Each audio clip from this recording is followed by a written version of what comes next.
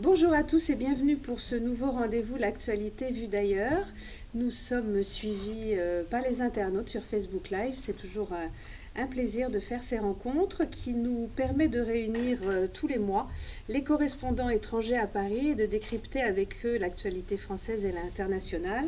Donc nous accueillons ce soir Louisa Pace, comme de coutume, qui est la représentante de The European Journalist Network. Bonsoir. Peter Giesen, je Très vais bien. essayer d'y mettre l'accent, qui est correspondant en France du quotidien néerlandais Volkrank, et Francesco Giorgini, qui est le correspondant italien de la radio Popolare. Bonsoir. Merci d'être avec nous en tous les cas. Alors l'actualité a été riche évidemment depuis la rentrée. Ce que je vous propose, c'est qu'on commence quand même par l'actualité internationale, parce qu'il y a eu beaucoup de développements, notamment avec l'Espagne. Donc je vous propose qu'on aborde d'abord ce sujet et l'indépendance de la Catalogne et ses effets éventuels au niveau européen. Donc, vous l'avez entendu, le parquet belge a décidé que Carles Puigdemont, le président déchu de l'exécutif catalan, et 4 membres de son gouvernement réfugiés en Belgique depuis une semaine seraient libérés et mis en liberté conditionnelle avec interdiction de quitter la Belgique, le temps que la justice belge statue sur les mandats d'arrêt européens qui ont été émis par la justice espagnole. La première question que j'ai envie de vous poser par rapport à ça, c'est que dire de la position des pays européens sur la question ? Ils sont, je dirais, le mot qui me vient plus vite à l'esprit, c'est qu'ils sont légitimistes. Le mot qui me vient plus vite à l'esprit, c'est qu'ils sont légitimistes. C'est-à-dire qu'il y a un gouvernement espagnol élu avec sa constitution, ses institutions, et donc ils sont, comme me paraît normal, dans le respect de la relation qu'ils ont institutionnelle avec ce gouvernement. Après, politiquement, qu'est-ce que tout ça va produire et comment on peut lire la question, on continuera à en discuter. Je laisse aussi à mes collègues là. Ah oui, il me semble très difficile d'être autre chose que légitimiste pour l'autre pays européen. Et surtout pour la France, qui est un pays jacobin, donc centraliste. Je ne vois pas ce que la France pourrait faire, au moins ouvertement. Aussi parce qu'ils ont leur propre ennui avec la Corse, par exemple. Sur la question de la légitimité de la demande de l'indépendance de la part de la Catalogne, je ne vais pas m'exprimer, c'est un problème historique qui est bien différent d'autres demandes d'indépendance, y compris celle de la Corse, qui a reconnu l'indépendance catalane, mais tout en disant que la Corse n'a pas de velléité d'indépendance. Elle a déjà son Parlement, chose qu'elle avait déjà aussi la Catalogne. Maintenant, il y a quelque chose qui va au-delà, et je reprends les propos d'un ministre belge qui a dit en même temps ce n'est pas normal comment le gouvernement espagnol s'est comporté vis-à-vis de la Catalogne. Je ne sais pas, en tant qu'italienne, je viens d'un pays référendaire. C'est vrai que le référendum n'était pas, juridiquement c'était illégal, mais de l'autre côté, on pouvait laisser faire, le considérer un référendum, consultatif, merci, et tout pouvait se passer très bien. En même temps, le fait d'envoyer la Guardia Civile de Madrid à Barcelone a été, de la part de Rajoy, un geste très fort qu'on n'a pas compris. J'étais en contact avec des associations de journalistes en Catalogne qui ne comprenaient pas cette violence inouïe qu'il y a eu le jour du référendum. Et c'est là que l'Europe aurait pu intervenir au niveau de la défense des droits de l'homme, parce que taper sur des civils et voir des scènes dans lesquelles, que ce soit la police catalane ou que ce soit les sapeurs-pompiers de la Catalogne qui défendaient les civils qui allaient voter. Alors, en plus, je pense que cette violence de la part de Madrid a fait que beaucoup plus de gens sont allés voter. Donc il y a eu un enchaînement, et pour conclure, je n'ai pas compris qu'est-ce que Rajoy veut, c'est dans cette preuve de force, ni le roi qui se veut garant de la Constitution de toute l'Espagne, donc y compris de la Catalogne, mais que dans son discours a pris décidément le parti de Rajoy sans essayer de calmer le jeu, mais au contraire, il a mis de l'huile sur le feu. Donc c'est un peu compliqué. Qu'est-ce qu'il pense Madrid? Moi, j'aimerais aussi qu'on s'attarde sur la question politique en tant que telle, dans le sens que est-ce qu'il y a un danger, on est dans une phase de recul de l'Europe, de l'intégration européenne, dans une phase de crise relativement profonde, voire comment dire, structurelle. Et surtout des velléités indépendantistes, on voilà, le voit même donc, en Italie avec la Lombardie. Voilà, est-ce que à cette crise qui est déjà en cours peut se rajouter une sorte de crise, on va dire, politico-institutionnelle qui verrait les grandes régions européennes se dire dans cette situation on peut jouer une carte qui est celle d'une Europe fédérale faite de régions et pas d'une Europe confédérale faite de pays. C'est une idée qui a circulé longtemps dans les dernières 20 ans en Europe. C'est une idée qu'une certaine partie de ce qu'on peut appeler les pouvoirs forts financiers pourrait soutenir parce que les États sont quand même des interlocuteurs plus encombrants que les régions. Et puis une dernière chose, j'aimerais qu'on essaie de s'arrêter sur qui sont les indépendantistes catalans. C'est-à-dire que si on regarde un peu la sociologie, on découvre que, en gros, c'est parce qu'on a tendance à dire que la Catalogne, c'est la région riche de l'Espagne, et les riches ne veulent plus payer pour les pauvres, et donc, comme arrive en Lombardie chez nous, comme arrive ailleurs. Mais si on regarde bien, si on va voir la sociologie du vote, on découvre que c'est les Catalans plutôt modestes et jeunes qui ont voté massivement pour la séparation. Alors que les Catalans plutôt aisés et plutôt âgés, on les retrouve plutôt dans les rangs des unionistes et des légitimistes. Donc c'est peut-être un peu court de dire tout simplement la Catalogne, en région riche, ne veut plus payer pour les régions plus pauvres. C'est peut-être qu'à l'intérieur de la Catalogne, il y a une partie des Catalans qui ont été, entre guillemets, plus victimes que d'autres de la crise, qui ont été moins favoris par la reprise économique, et que donc se pose la question à ce terme-là, pas nécessairement simplement en confrontation entre régions riches et régions pauvres. Est-ce que ça ne serait aussi, excuse-moi je t'ai entendu, ça ne serait aussi un peu une défaite de l'Europe sur le problème que depuis des années, ils essayent de normaliser l'Europe et ils oublient la capillarité des cultures. Et donc, à un moment donné, à force de normaliser tous les pays, on a fait... on a peut-être plus augmenté le sens d'appartenance à des cultures spécifiques. Oui, je pense que la mondialisation, et l'Europe, l'immigration, tout ce développement ont conduit à monter de mouvements identitaires. Et ils sont surtout des mouvements identitaires nationalistes, comme en Autriche, par exemple. Et si à ça s'ajoute aussi des mouvements identitaires régionalistes, ça veut dire qu'il y a encore plus de problèmes pour l'Europe. Mais si on garde ce parallèle, on peut remarquer que les mouvements identitaires nationalistes sont souvent le fait des classes populaires. Oui. Donc on peut se poser la question si effectivement la même lecture on peut la utiliser pour l'indépendantisme catalan, qui est peut-être pas si franchement un indépendantisme entre guillemets on va dire bourgeois ou CSP+, mais qui est peut-être un indépendantisme là aussi plutôt populaire. Oui. Oui, je pense que oui, parce que aussi, si on regarde Barcelone, j'ai compris que c'est une majorité contre l'indépendance, et c'est la plus riche ville de la Catalogne. Est-ce que vous avez des questions? Oui. Merci de te présenter. Françoise Frère, journaliste indépendant.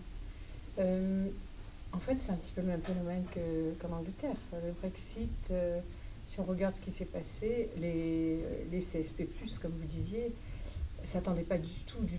Ils pensaient que c'était de la rigolade, qu'il n'y aurait jamais de Brexit. Et en fait, ce sont les gens de province, des villes pauvres qui ont voté pour le Brexit. C'est exactement le même problème.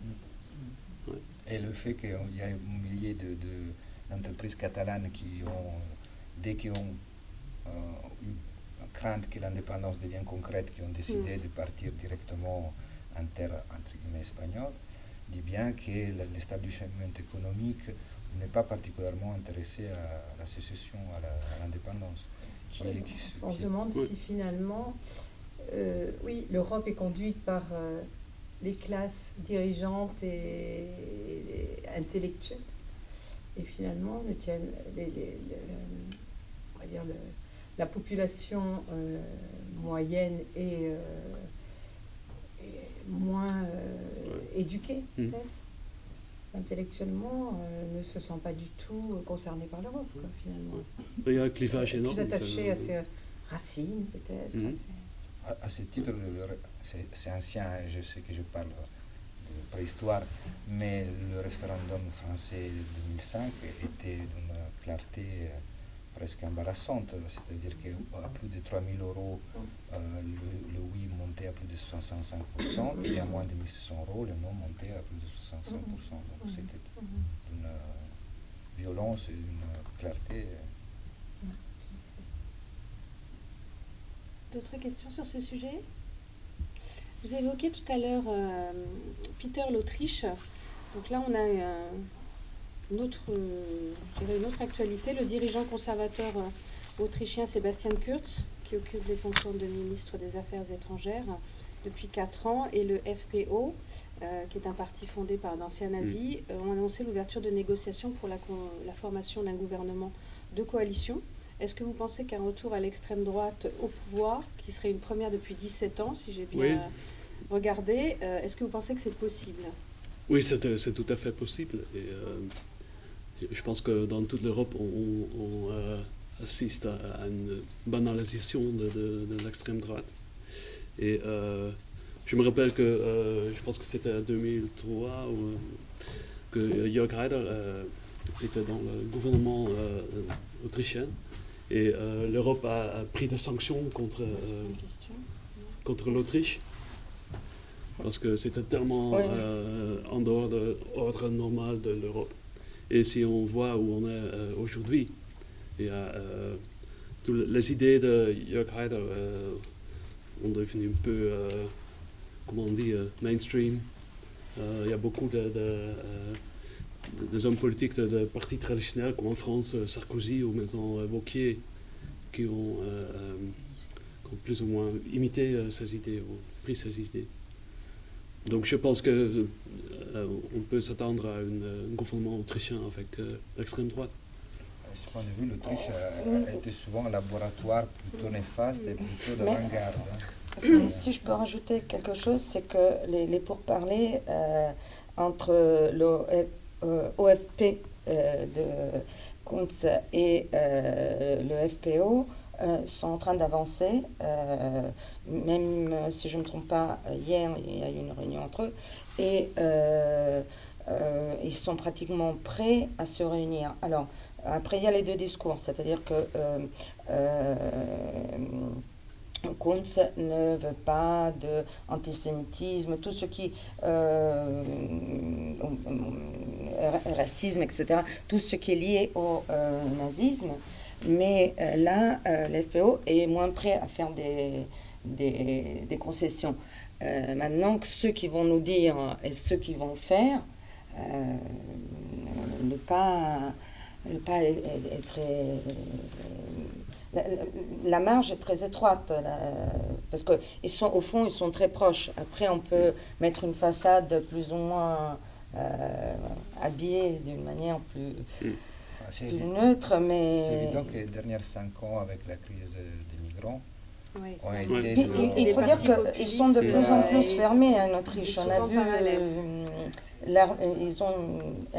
c'était cet été, ils ont mis les chars sur la frontière italienne, au Brenner, et on est resté un peu comme ça, on s'est dit, mais à la frontière, c'est presque une déclaration de guerre. Alors, ils se sont retirés de 800 mètres et ils ont mis la police. Donc, et ils ont vraiment une politique anti-migrants et en même temps, ils veulent être en Europe. Alors là, il y a toujours la question, alors qui est en Europe actuellement? Parce que l'Italie est en train de jouer le jeu toute seule, l'Autriche, qui a très peu de migrants, ne les veut pas. Et tout ça aide les discours de l'extrême droite. Et ça serait encore un gouvernement avec l'extrême droite, FPE. Ça serait encore un affaiblissement de l'Europe, je pense. Parce que j'ai compris que dans la campagne, il y a une discussion entre Kurz, ÖVP, et Strache, le FPE, qui est le meilleur ami de Viktor Orban. Et l'Hongrie est très contente je suis le meilleur ami et Strache aussi. Donc, ça veut dire qu'il y a aussi un lien entre ce nouveau gouvernement autrichien et l'Europe de l'Est, avec tout leur populisme à eux. Et ils en ont mis du barbelé. Et avec toute la tradition et l'histoire qui va avec. C'est quand même, ça paraît mécanique. Moins d'Europe et plus de nationalisme. C'est presque des vases communicants. Et effectivement, il faut dire aussi que malheureusement, l'Europe n'a pas montré ses vertus. C'est-à-dire que si on fait le compte de quel est aujourd'hui, par exemple, le dénominateur commun des citoyens européens, c'est plutôt la précarité, par exemple. Ce n'est pas nécessairement. C'est-à-dire que le discours qui consiste à dire depuis toutes ces années que l'Europe a amené la paix et que c'est suffisant ne parle plus à grand monde. Non, c'est vrai qu'elle a amené la paix et il faudra s'en souvenir, mais il faut aussi faire le constat que les dernières 20 années d'intégration européenne ont produit surtout une précarisation et un cours vers le bas des droits sociaux, des droits citoyens. Et quand on voit que le président de la Commission, c'est Jean-Claude Juncker, qui a été pendant 15 ans, je crois, quelque chose comme ça, Premier ministre de Luxembourg. Luxembourg est un grand-duché, pas un État. Il y a plus de comptes en banque que des citoyens. Je n'ai rien contre les luxembourgeois, entendons bien, mais il y a quand même plus de comptes en banque que des citoyens. Et ce monsieur a négocié avec les multinationales du monde entier pendant 15 ans comment les faire être résidents chez lui, histoire qu'ils ne payent pas les impôts aux autres États européens. Ce monsieur qui, en quelque sorte, a arnaqué les autres Européens pendant 15 ans est aujourd'hui président de la Commission.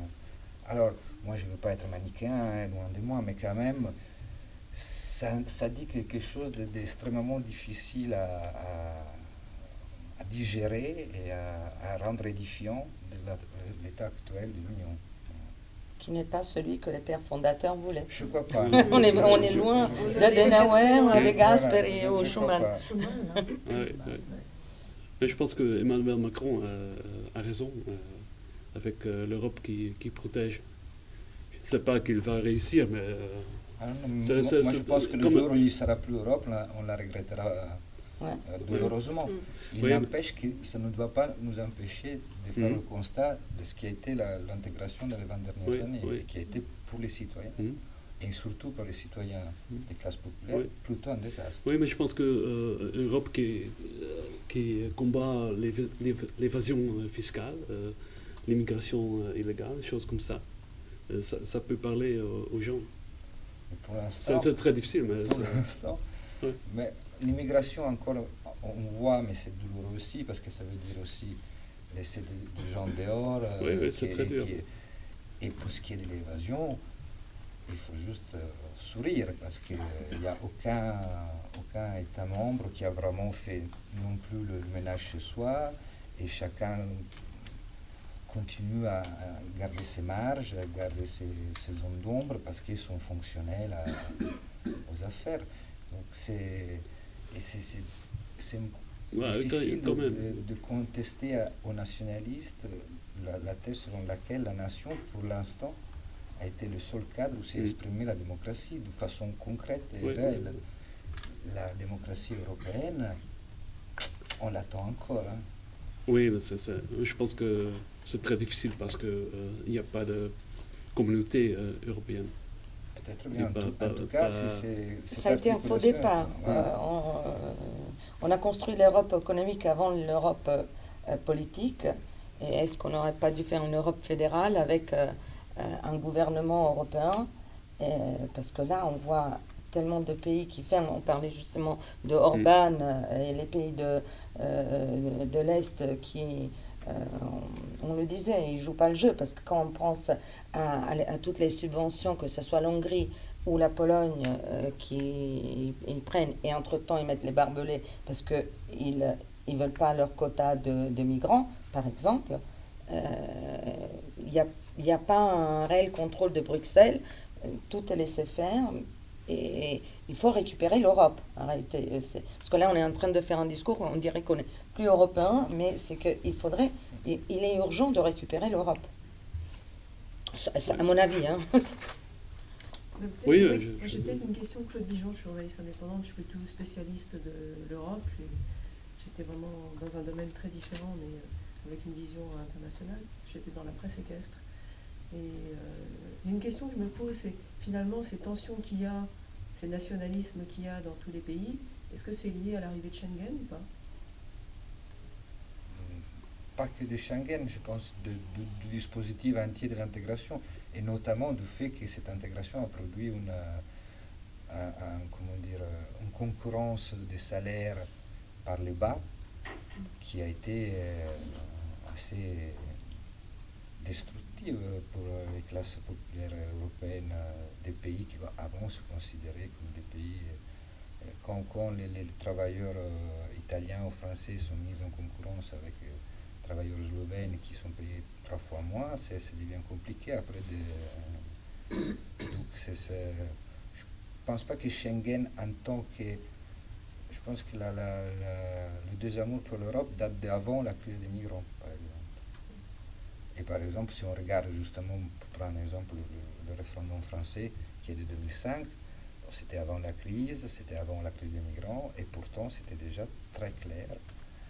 Il y a une partie des Français, ceux qui étaient peu en souffrance, qui considéraient que l'Europe n'était pas la voie pour les aider. Et la partie des Français qui étaient moins en souffrance et plus intégrés, plus ouverts, plus outillés, pensaient que l'Europe était bénéfique. Donc, je ne suis pas sûr que Schengen... Je pense que la forme extérieure, après, les frontières deviennent, une fois qu'on se sent en danger, d'abord en danger économique, les frontières redeviennent une protection et donc on regrette de les avoir perdues, et Schengen devient un symbole. Mais je ne suis pas sûr, en tout cas, à mon modeste avis, que l'origine du mal soit là. Ça a sûrement rajouté, ça a sûrement, et puis donné une forme tout de suite atteignable et concrète. Mais je ne suis pas sûr que le principal mal de l'Europe vienne. Et il est probable que la crise aussi de 2008, qui a réveillé les populismes un peu partout, a aggravé la situation considérablement. Ouais, ce que j'allais dire, si on applique L'histoire ça, montre qu'en cas de crise, tout le monde se renferme. Et puis finalement, est-ce que justement la crise de 2008 n'a pas fait que les gens les Européens, si on sort des grandes villes en particulier, qu'on va dans les territoires ruraux, est-ce que les habitants ne se sont pas sentis délaissés au profit de l'Europe? C'est-à-dire leurs problèmes à eux au quotidien n'ont pas l'impression qu'on les a considérés en fait. L'Europe travaille sur des problématiques qui ne les concernent pas directement, ou quand ça les concerne, ce sont des décisions contre lesquelles, qui vont à l'encontre de leur mieux-être. C'est souvent contraignant. Hein, voilà, très contraignant, c'est ça exactement. Si on prend les agriculteurs, par exemple. Et il y a aussi eu, oui, ça concerne les agriculteurs, oui, et en plus, il y a eu, dès le départ, une très mauvaise pédagogie au niveau des pays. Parce que en tant que European Journalist, on avait fait des voyages même dans les pays de l'Est, Lettonie, on est arrivé jusqu'à la Russie, Lettonie, Estonie, etc. Et à la limite, ils en savaient plus des pays de la vieille Europe que nous, où est la Lettonie, où est la... mais la pédagogie au niveau des directives, l'application des directives, parce qu'attention, chaque pays applique ou pas les directives européennes à sa guise. Donc, ça n'a pas été expliqué, ça a été imposé. Et dans ce sens-là, je pense justement que les populations rurales ou les petits villages, les petites villes, qu'on voit souvent, par exemple en France, on prend le Front National puisqu'on parlait des populismes, c'est plutôt les petites villes où il y a très peu de problèmes qui votent Front National. Donc, il y a une incompréhension totale. Et je pense qu'on a manqué de pédagogie. Même nous, les journalistes. Mais je pense aussi qu'il y a quelques problèmes de base en quelque sorte. Moi, à ce titre, je crois que dans notre ordre du jour, il y a aussi l'entrée du parti d'extrême droite au Bundestag. Et on peut continuer sur ça d'ailleurs. Il faut se souvenir comment est né ce parti. Ce parti s'appelle l'Alternative pour l'Allemagne. Je ne sais pas le traduire en allemand, mais la traduction française, c'est l'Alternative pour l'Allemagne. Ce parti n'est pas un parti populiste ou nationaliste classique, on va dire. Ce parti est né par un appel des économistes qui, pendant la crise de la dette grecque, donc si je ne me trompe pas, 2011, quelque chose comme ça, pendant la crise de la dette grecque, un groupe d'économistes, on va dire conservateurs, ont fait un appel pour une alternative pour l'Allemagne, c'est-à-dire l'alternative c'était on ne soutient pas la Grèce, on la laisse tomber, on se détache de la mutualisation européenne. Et aujourd'hui, ce parti qui était donc un parti, si on veut, technocratique en quelque sorte, un parti d'experts, est devenu la nouvelle incarnation du populisme et du nationalisme allemand. Et ce n'est pas anodin, c'est-à-dire que moi à l'époque j'avais utilisé une expression un peu violente, mais qui aujourd'hui me fait plus écho, qui était les Allemands sont passés de la portée du sang à la portée de la dette. Parce qu'à l'époque, notamment Schäuble, le ministre des économies allemand, disait les Grecs, on ne peut pas leur faire confiance, parce qu'ils ont triché pour entrer en Europe, grâce à Goldman Sachs, mais ça, passons. Et donc, on ne peut pas leur faire confiance, il y a un problème de confiance. Donc, comme quoi, il fallait une pureté de la dette, et cette pureté de la dette redevient un peu une pureté du sang, parce que maintenant, le nouvel étendard du parti de l'extrême droite allemande, c'est la fermeture aux étrangers et le fait de ne plus donner des citoyennetés de façon relativement aisée, comme ça arrive en Allemagne pour les immigrés. Et cette manque de solidarité envers les Grecs est bien, comment dire, une des origines du mal européen. C'est-à-dire que tant qu'on continue à faire les comptes en ce mode-là, chacun fera d'abord le compte dans sa poche. Et si tout le monde fait d'abord le compte dans sa poche, ça va être difficile d'imaginer qu'on a un destin commun et qu'on a un désir, voire un devoir de solidarité. Donc, la naissance de ce parti est pour moi particulièrement emblématique du mal qui ronge l'Europe.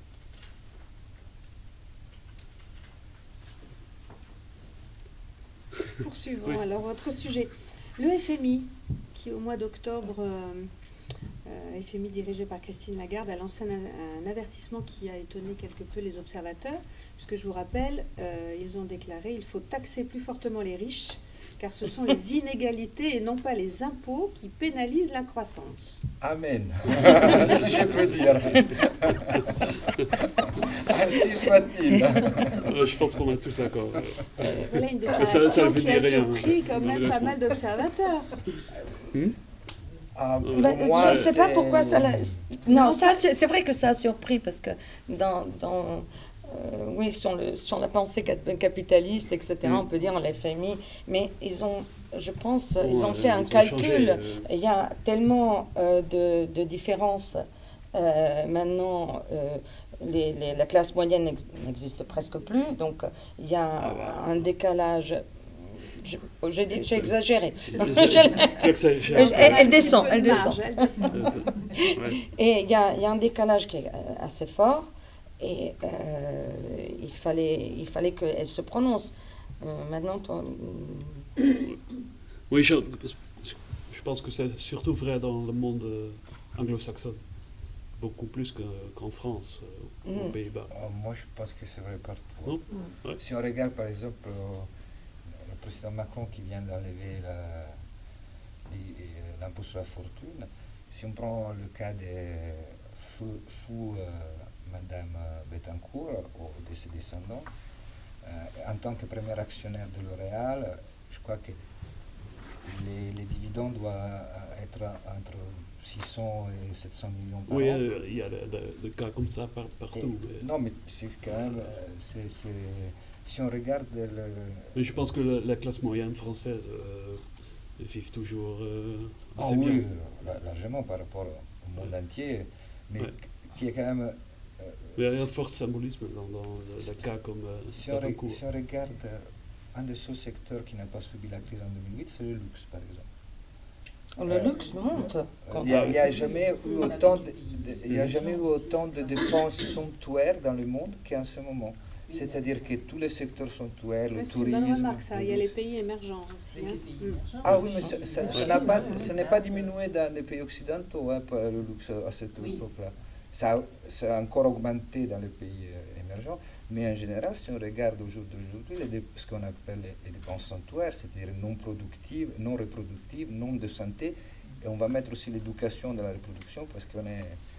Mais si on regarde le tourisme, la consommation d'objets immatériels, la télé, le cinéma, etc., et le luxe, c'est des secteurs qui sont en constante croissance. Donc on ne peut pas dire qu'il y a manque de moyens, parce que sinon il n'y aurait pas autant de dépenses somptuaires. Donc la question n'est pas de produire de la richesse. La richesse, il n'y en a probablement jamais eu autant. Et on pourrait citer Le Monde aujourd'hui qui explique comment la politique monétaire large des banques centrales depuis 2008 fait qu'il n'y a jamais eu autant de pognon dans le monde et que le problème c'est la redistribution de ce pognon. Et si on ne redistribue pas, c'est à la place que réduire les inégalités, augmenter le niveau moyen de vie, on continue d'accumuler à haut. Quand on pense qu'Apple a 100 milliards juste stockés dans les paradis fiscaux, ces 100 milliards réinjectés dans l'économie réelle feraient beaucoup de bien et ainsi de suite. Donc le problème est vraiment là. Je pense que le FMI l'a dit, c'est peut-être le début d'une prise de conscience et d'un travail mais ça va quand même à l'encontre de l'intérêt immédiat du capital qui est celui de se valoriser, pas de se redistribuer. Et on revient quand même à l'Europe et les organisations internationales, je pense. Tu en as ri, mais il faut quand même imposer et taxer les riches dans un cadre international. Ah oui, on peut pas Sinon, le faire au niveau national. il y a la fuite de capitaux et Ça, je suis tout ça. totalement d'accord. Donc, et je pense qu'il y a quand même un petit peu de progrès. Si on voit par exemple l'imposition d'Apple en Irlande, c'est un début, mais c'est quand Ça a même pris du temps. Hein. quelque chose. Oui. Et aussi dans le monde. Oui, mais un c'est un signal. Oui. C'est un Oui, c'est un signal. début. Oui. Comme il y a un signal, les Panama Papers, Ouais. qui Ouais. sont en train de... Ouais. Mais ça doit être juste. Je suis C'est-à-dire que d'accord. la violence du système actuel est telle que si on ne fait pas quelque chose, ça va mal finir, hein, parce que Mhm. le populisme national monte aussi parce qu'il n'y a pas... Donc je pense que c'est, comment dire, il faut se souvenir comment faisait Roosevelt pour redistribuer la richesse, faisait le tout par terre et puis le remplissait. Ça, c'est typiquement la démonstration que la question n'est pas la quantité de richesse, mais comment la redistribue. C'est-à-dire que... Mais comme disait Peter, en effet, ça doit être fait au niveau européen, sinon on continue à déplacer. Au niveau mondial, Au même. Au niveau mondial, même, oui. D'ailleurs, Oui, on c'est parlait bien de que ça vient l'Europe. l'FMI. On était. Du coup, c'est un Oui, bon oui, on signe que était- ça vient du FMI. Oui. Voilà. Et je pense que justement, ça vient de l'FMI parce qu'ils ont Ils ont une vision, oui. une vision Ouais, d'ensemble. Ouais. Et je Et pense le que le Brexit déséquilibre est est un structurel danger. pour le monde entier. Mais le Brexit est un Pardon, danger. Brexit. Le Brexit est vraiment un danger en ce respect parce que je crains que les Britanniques feront ce qu'ils ont fait toujours, attirer la fortune de partout et devenir une sorte, comment on dit, tax haven En Europe, Paradis fiscal. paradis fiscal. Merci. Comme ça, la reine n'aura plus besoin d'aller Exact. Ah oui, ils sont Oui. trouvés, oui. prendre ses Ça, œufs pour le gosse, chez c'est son magnifique. Madeleine. Ça montre comment l'évasion fiscale a banalisé. C'est même la reine. C'est l'invasion royale, là, du coup. Mais il y a beaucoup, oui. Il y a beaucoup de choses qui sont banalisées actuellement. C'est quand on parlait de l'extrême droite, elle est de plus en plus Ouais. dédiabolisée. La fuite d'argent dans les autres pays, on dirait que c'est presque normal pour sauver. Il y en a même qui disent pour sauver les sociétés. Donc c'est bien entre guillemets, hein, je le dis. Mais tout ce qui est négatif commence à être dédiabolisé, normalisé. Et non, on doit revoir beaucoup de choses. Parce que sans vouloir être trop pessimiste, j'ai l'impression qu'on a une mémoire historique très courte.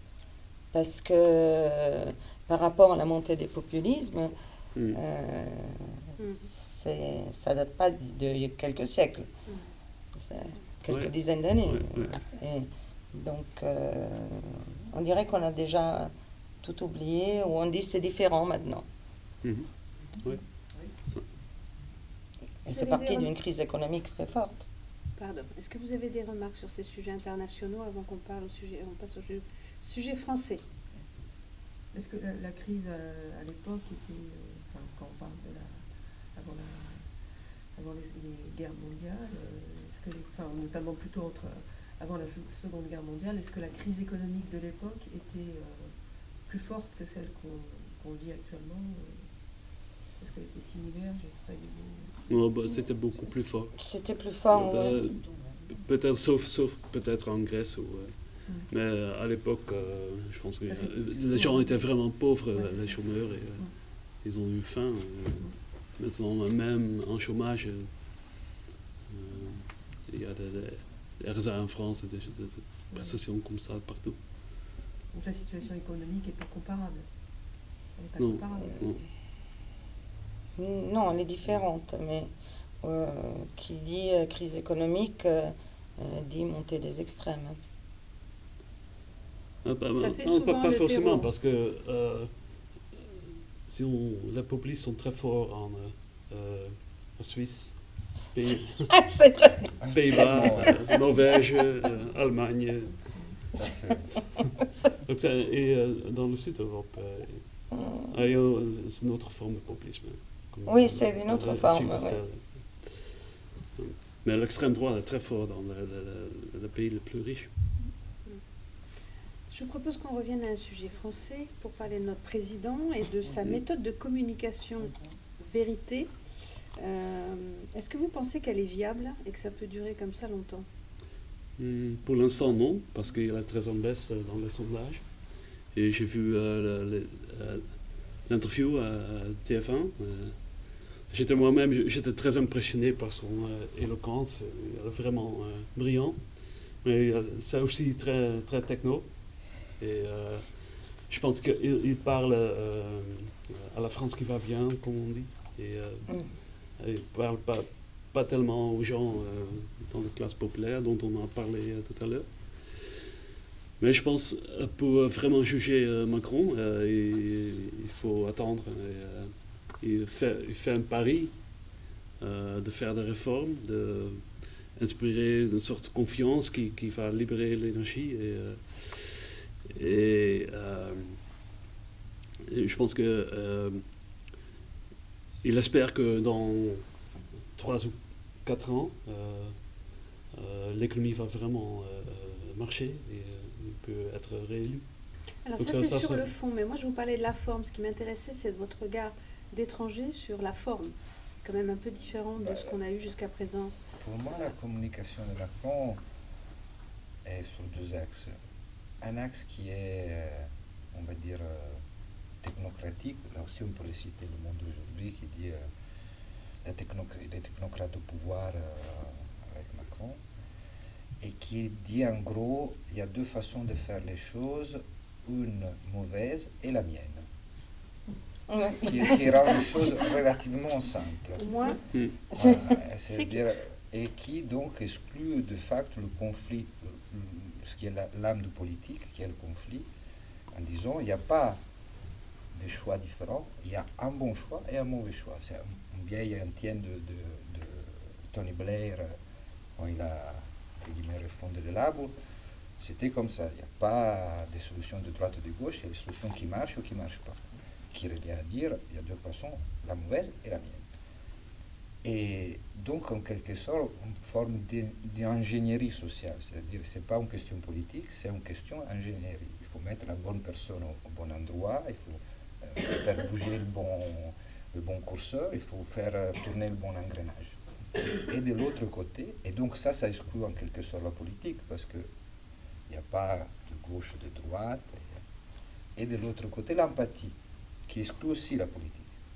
Qui est, je joue au tennis, je mets le t-shirt de l'OM, je descends dans le sous-marin en tenue de sous-marinier, je suis au contact des gens, je mets les mains sur mes concitoyens, je touche. Je fais des bourdes. Voilà, éventuellement, mais qui n'est pas là aussi, n'est pas la politique, c'est l'empathie. Et qui, bon, pour l'instant, ça marche peut-être un peu aussi parce que, comme on dit au pays des aveugles, le borgne est roi. Et vu l'état de la bombe à fragmentation que son élection a été pour le reste de la politique française, il n'a pas grand-chose à craindre pendant un temps. Mais est-ce que ça peut se tenir sur le plus long terme?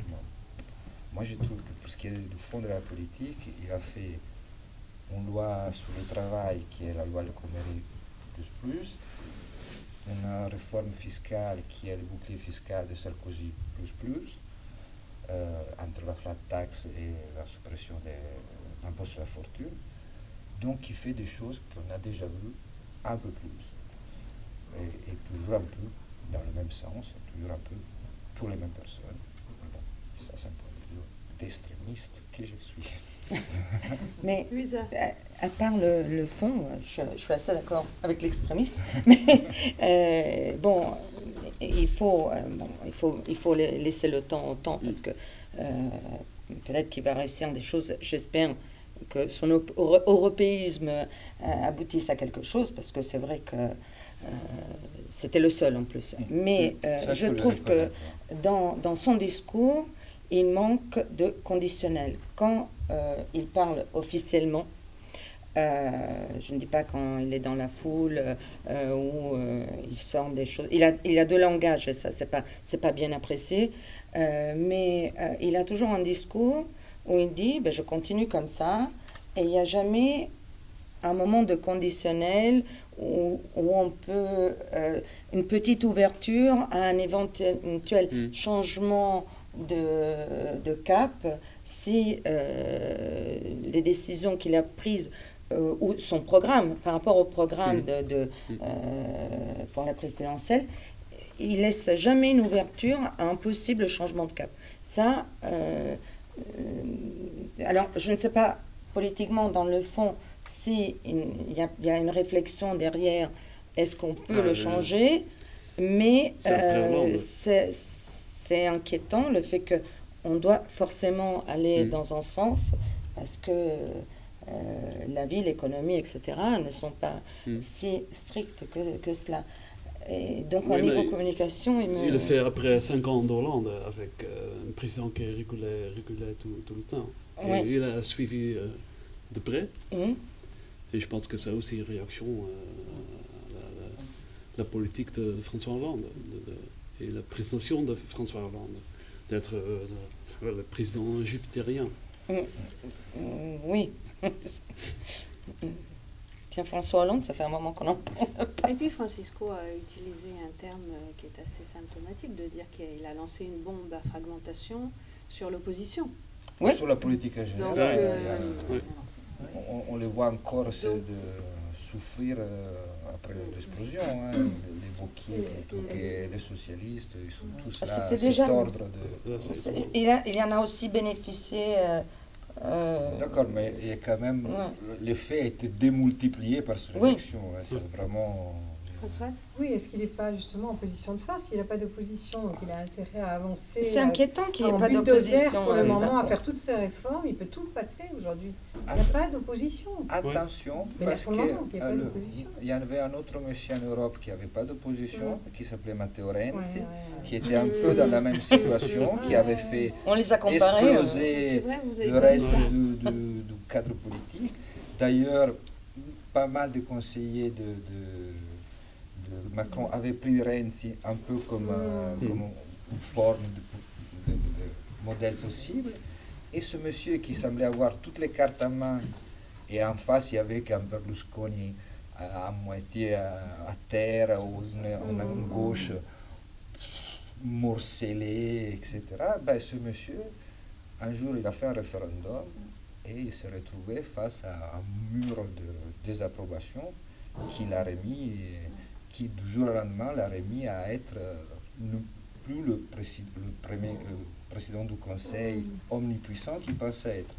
Donc, moi, je pense qu'effectivement, il a une grande avance sur toutes les oppositions, mais il n'a pas un grand soutien dans le pays, et il n'a pas une grande cote de popularité, il ne suscite pas une grande adhésion, et que ce genre de choses, dans le dispositif avec lequel on vit, peuvent vite se cristalliser en quelque chose qui peut être une élection européenne, même si c'est dans très longtemps, ou un référendum. Alors effectivement, la situation institutionnelle de Macron est hyper enviable, c'est-à-dire qu'il a tous les leviers et en gros, aucune échéance dangereuse à court terme. Mais sur le capital politique qu'il pense avoir, je pense qu'il devrait être prudent. Oui, c'est un peu dans la logique de 5e République. Je pense que le gagnant a une majorité un peu artificielle. Dans mon pays, Pays-Bas, avec une proportionnelle, il faut négocier jusqu'à on a 50% de sièges dans l'Assemblée. Donc ça dure, mais en France, ça va très vite et on se retrouve avec une majorité. Mais c'est comme tu dis, il y a aussi des fragilités. Même que dans le temps qui vient, je ne vois pas. Je ne le vois pas vraiment affaiblir, mais Non, ça moi peut non changer. plus, Ça va. Oui, je pense aussi que le code de travail est un sujet quand même un peu abstrait. Et s'il va attaquer, par exemple, au régime spécial de retraite, je pense qu'il peut avoir plus d'opposition.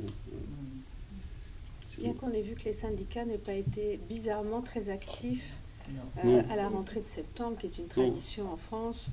On sait Oui, que oui, généralement c'est tout bizarre. est bloqué. On s'attendait, Oui.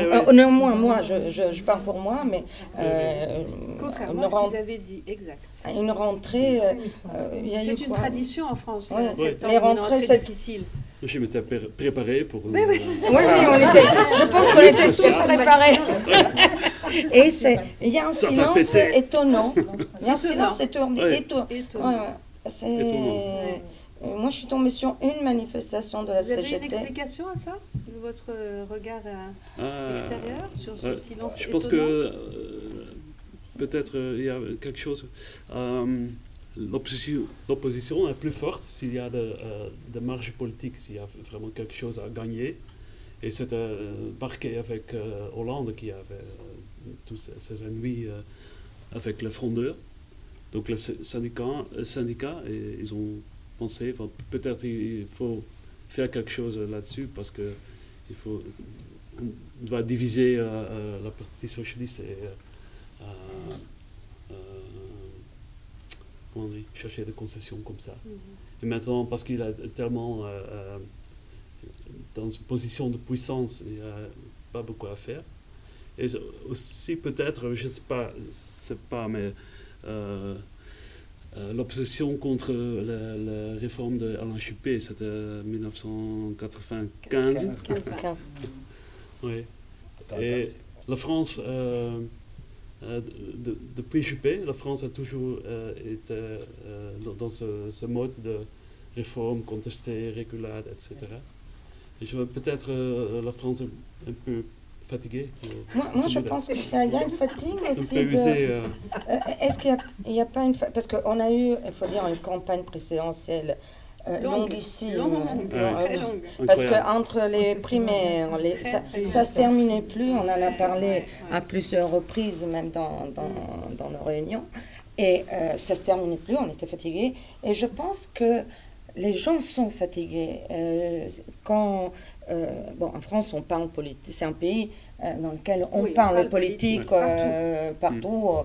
Et maintenant, je sens moins, même quand j'interroge les personnes, serait-ce que le chauffeur de taxi, c'est toujours très utile. Non, il y a une anesthésie générale, et moi je le vis comme une cape comme ça. Alors, est-ce que ça va avant la exploser? tempête? Oui, je me pose cette question. Est-ce que le premier faux pas, il faudrait un faux pas, vraiment, est-ce que ça va pas exploser, ou il y a vraiment une fatigue, parce que bon, il est vrai que par rapport à d'autres pays, la France va mieux au niveau de la classe moyenne, mais la France ne va pas bien. Donc là, je ne comprends, je m'y attendais pas. Et je cherche j'avoue que j'ai pas une vraie réponse. Les attentats n'ont pas empêché quand même, même avant les élections, n'ont pas empêché les nuits blanches ou des grosses manifestations, il faut dire. On est en état d'urgence, maintenant, moi, on était en état d'urgence, mais même après des gros attentats, il y a eu des manifestations. Je m'étais même posé la question comment on peut faire des manifestations aussi grandioses en plein état d'urgence, donc avec un danger et donc un déplacement de la police et des forces de l'ordre, de points difficiles pour suivre. Et on a eu aussi les nuits debout, toujours. Et donc... à mon avis, le terrorisme n'a pas affecté c'est pas le terrorisme qui vient affecter l'éventuelle descente dans la rue des gens et des manifestations. Il faut compter aussi qu'il y a eu quand même 6 mois de contestation assez massive de la loi El Khomri, Ouais. et qui n'ont produit de facto presque rien. Donc il y a eu une grande mobilisation avant les élections sociales contre la loi El Khomri, qui a été une défaite. Il y a eu les élections qui en quelque sorte devaient être la revanche de cette défaite pour ceux qui s'étaient considérés vaincus dans la contestation sociale, qui a été une autre défaite, parce qu'en quelque sorte les contestataires, et pourtant étaient nombreux, parce qu'ils sont pour Mélenchon, Marine Le Pen, et il y avait beaucoup de contestateurs de l'ordre établi, on va l'appeler comme ça, dans cette élection. Ils sont révélés inefficaces, c'est-à-dire que le jour où il y a le grand débat, le face-à-face entre celle qui voulait être le chantre de la contestation à l'Europe, ou la pensée unique, qui était Marine Le Pen, face à Macron, qui en quelque sorte était le champion de la mondialisation heureuse, etc., ben on a vu que Marine Le Pen ne faisait pas le poids, n'était pas la digne représentante des classes populaires. On peut le regretter ou en être réjoui et rassuré, mais le fait est qu'on a vu qu'elle n'était pas à la hauteur de ce qu'elle était supposée défendre. Donc il y a eu, et donc tous ceux qui avaient voté en quelque sorte contre l'Europe, ils n'étaient pas, et ils étaient nombreux au premier tour de l'élection, parce qu'ils ont mis ensemble Mélenchon, on met ensemble Marine Le Pen, on met ensemble les petits candidats, c'est autour de 50%. Tous ces gens, en quelque sorte, ont été, pour ceux qui avaient été dans les manifs, les CGTistes qui étaient dans les manifs contre El Khomri avaient déjà perdu. Les CGTistes qui étaient dans les rangs de Mélenchon ont reperdu. À force de perdre, on se décourage. Donc, moi, je pense que l'état actuel de la contestation sociale est le fruit de ce qu'on vient de vivre et de 2 victoires successives, ce qu'on peut appeler, si on veut rester dans des victoires qui me vont très bien, qui était une victoire de ce qu'on appelait la bourgeoisie. Si on regarde par exemple tout banalement dans la Chambre, l'Assemblée nationale sortant, 52% des députés sortaient de ce qu'on appelle le CSP+. Dans les candidats de Macron, ce pourcentage montait à 70%. Donc quand Macron parle de société civile, par exemple, il faut pas se confondre. Il ne parle pas de la société civile en tant que telle, il parle des dirigeants de la société civile. Ce n'est pas tout à fait la même chose. Donc il y a eu 2 victoires successives, et quand on s'en prend plein la gueule 2 fois de suite, après c'est difficile d'y retourner.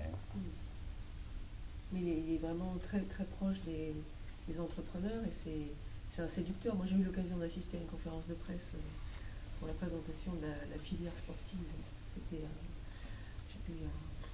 au moment où il était ministre du budget, je ne sais pas quelle année c'était, mais je le voyais en tribune, enfin je l'observais comme ça, il est dans une séduction incroyable avec les gens, quoi. Hein, plus que d'autres peut-être, j'ai l'impression. Un peu comme était Sarko à un moment. Oui, mais Sarko, il est Ah oui, oui, non mais il est... Oui. Non, mais Moi, Sarko, c'est je vrai le trouve qu'il a, beaucoup plus il a eu... sympathique. Moi, je passerai une soirée avec Sarko volontiers, avec Ouais. Macron, je ne suis pas sûr. Hein, dans sa manière de... Non, mais c'est vrai que beaucoup de gens Mais qui la assistent à des preuve, réunions comme ça, ou des conférences... Pour, sur ta blague, c'est vrai que les ayant rencontrés professionnellement tous les deux, oui, décidément. Et les tests de Macron dans les bains de foule ont été une catastrophe. Sarkozy, c'est quelqu'un de beaucoup plus chaleureux. Il a su avec toute son hystérie, avec tout ses délires. Mais moi, je le trouve plus humain. Peter n'a pas l'air du tout de votre avis. Non, je pensais que Moi, je le trouve plus Macron, humain que Macron. par exemple, à Amiens, chez Whirlpool, Oui, était très courageux. oui, oui. Il est intelligent. Très bien fait. Il est capable de mettre le courage à la disposition Ouais. de son intelligence, ça c'est sûr. Ouais. Ouais. Mais ça ne veut pas dire être chaleureux ou être Chaleureux, pas Sarkozy non plus. sanguin, on va dire. Le sanguin, ça, on ne peut pas vous le retirer. Clairement. Il a quand même des limites qui étaient limites. Moi, j'ai déjà vu au moment de l'inauguration d'un bâtiment dans les Hauts-de-Seine. Donc j'étais assez près de lui, j'étais là, je faisais des photos notamment. Donc, mais je les ai, ces photos, je les ai gardées. C'est mais les mimiques, mais c'est incroyable. J'ai des mimiques d'un type quand même pas bien à l'intérieur, quoi. Ah oui, mais ça, pour moi c'est un signe d'humanité. Moi, les gens qui sont parfaitement centrés, et ben, Non, mais- moi j'ai plutôt tendance à me méfier. Donc, moi, ce côté Louis de Funès, je trouvais ça particulièrement rassurant. Bah, c'est un joli mot de la fin, ça. Merci en tous les cas, vous trois, pour ces analyses pertinentes et intéressantes sur tous ces sujets. Et puis, Louisa, rendez-vous le mois prochain Ouais. pour une nouvelle On va édition. voir qu'est-ce qui se passe. Merci aux internautes qui nous ont suivis. Et puis voilà, rendez-vous en décembre. Merci. Merci. Merci de votre Merci à accueil. tous. Avec plaisir.